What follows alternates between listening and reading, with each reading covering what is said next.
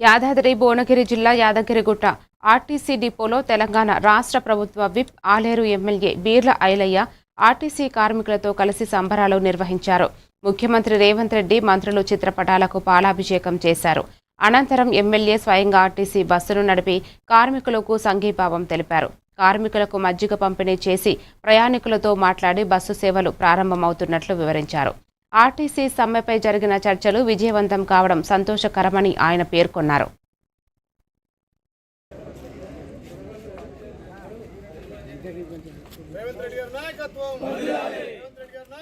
నమస్కారం.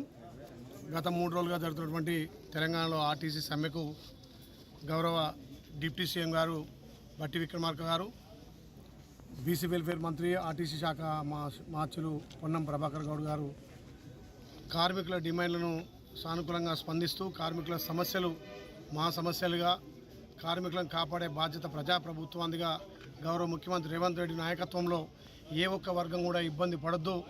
గతంలో ఎన్నో దీక్షలు చేసి ఎన్నో ధర్నాలు చేసినా గత ప్రభుత్వాలు ఏ రకంగా కూడా కార్మికులకు సహాయం చేయకపోగా మొన్న ఏదైతే 3 రోజుల సమ్మె ఇట్లా కాదు, కార్మికుల పట్ల కర్షకుల పట్ల పెద్ద ఎత్తున వాళ్ళకు అండ ఉండాలని 3 రోజులనే సమస్యను పరిష్కరించి ఏదైతే దురదృష్టవశాత్తు శంకర్ గౌడ్ చనిపోయిండో చాలా బాధాకరం.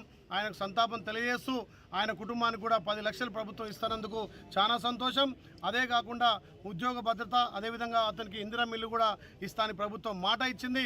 కార్మికులు ఎక్కడ కూడా అధైర్యపడొద్దని చెప్పి మా ప్రభుత్వం ఎప్పటికప్పుడు వాళ్ళకు భరోసా కలిగిస్తుంది. ఇవాళ తెలంగాణలో పొన్నం ప్రభాకర్ గారికి పాలాభిషేకం చేయడం చాలా సంతోషం. ఈ ప్రభుత్వం పేదల పక్షాన, కార్మికుల పక్షాన, మహిళల పక్షాన ఎప్పటికప్పుడు సానుకూలంగా స్పందిస్తుంది. ఇది ప్రజాప్రభుత్వం. ఈ 3